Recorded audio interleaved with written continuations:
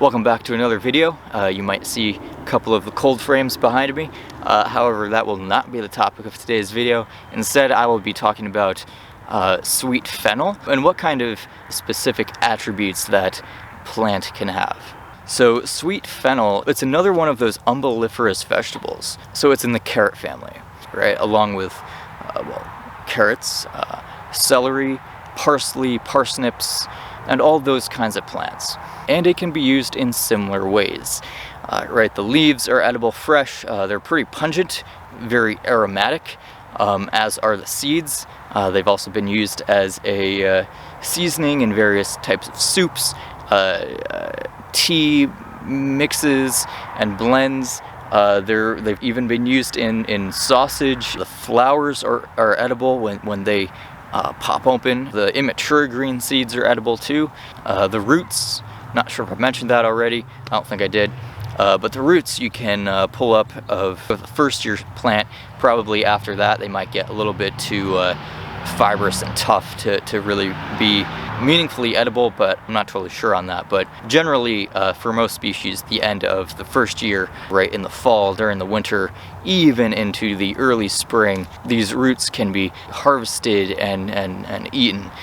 Generally, I think the sweet fennel root is harvested, it's eaten cooked. I don't think I've ever tried sweet fennel root, but I can tell you that the voles certainly have, and we'll look at that in a minute. I was contemplating of digging one up and trying one, but since I have so few left at this point, I may just keep them for next year, if they make it to next year.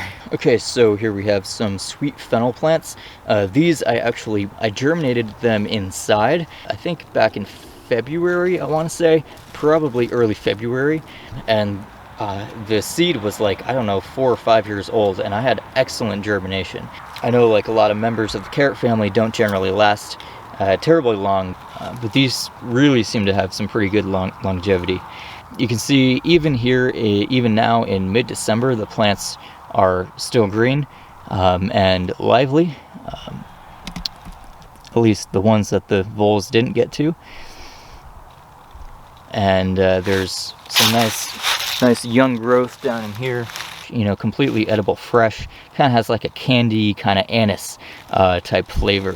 And so this isn't the necessarily type of fennel that you'd exactly see in the grocery store, right, where the huge leaf crowns that are usually cooked up and eaten. This does produce leaf crowns, but they're much smaller, and you can use them in that way, but I just eat the leaves. In this zone 6A climate, the plants can be perennial, and I have had them be perennial in the past. However, there can be certain limiting factors, like, you know, how severe the winter is, what type of rodents you may have, the quality of the soil. But these guys seem to be doing all right now, and there's a nice layer of leaves at the base of these plants, and there is compost underneath that, so they probably have an adequately protected environment to survive the winter.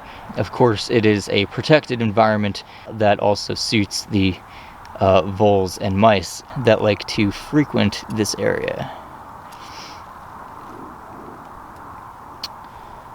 But there you go. So I kind of just want to zero in and kind of show you kind of how the voles have been interacting with this plant.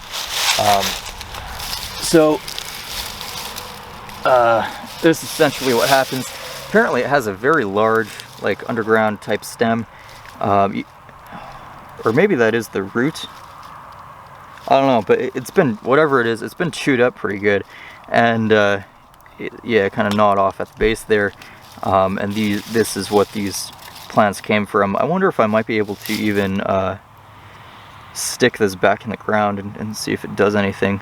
There's a little fresh growth there, but maybe I'll give that a shot, and, you know, might as well. But yeah, and then this is all just kind of has gotten torn up pretty good. This is where the plant used to be, and it's now just a big vole hole. Here in the nice vole tunnel in there, you can kind of see it goes in there like that. These guys don't seem to be affected yet. This one does. Yeah, they just get chewed off at the base. There's another one.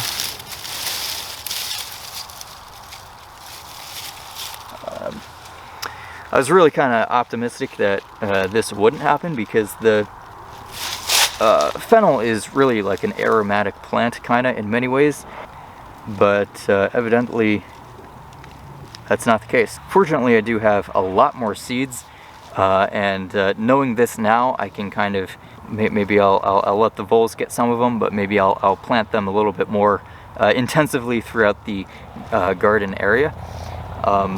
That way the voles can have theirs and I can have mine, and maybe we'll get along like that. I'm also thinking about maybe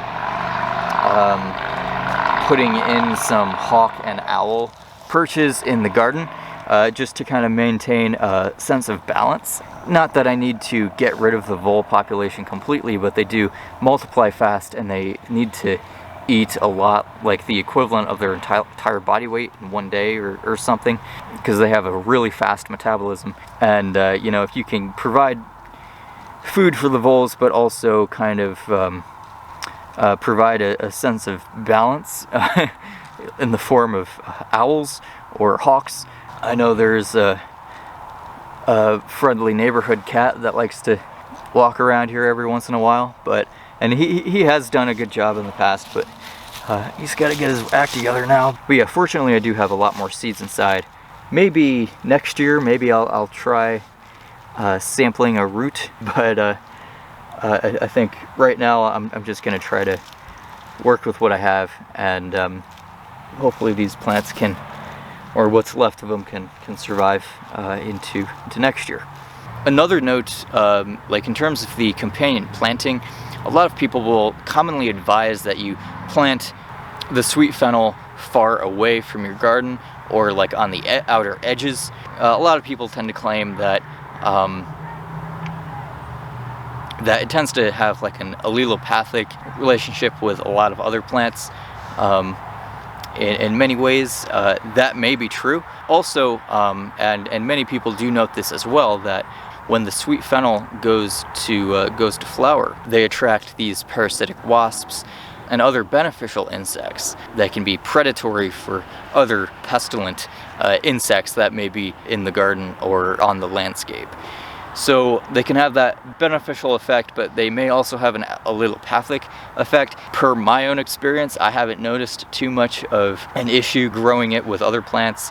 Particularly, I think I planted it along with squash, and the squash did just fine. I think it was the Cushaw winter squash variety. You know, I had the sweet fennel and that squash there. I just put down a bunch of compost and both plants did just fine. But there probably are other plants out there that may not grow very well with the sweet fennel, so do be aware of that, do your research. So additionally, fennel and its carrot relatives can also be a host plant for the swallowtail butterfly, particularly when it is in its larval stage, essentially a caterpillar. I have never noticed that they've caused any serious damage to the plants, but I've also only grown a few fennel plants here and there. And you know, it's kind of nice too that I am able to help benefit wildlife in that way. So to me, it's really neat how this plant can encourage different forms of life into the garden-scape or an agricultural setting. So on that note, I hope you enjoyed this video. I look forward to seeing you in another video. And in the meantime, happy gardening. Well, it's the middle of December, but I don't know. I guess it depends on where you are.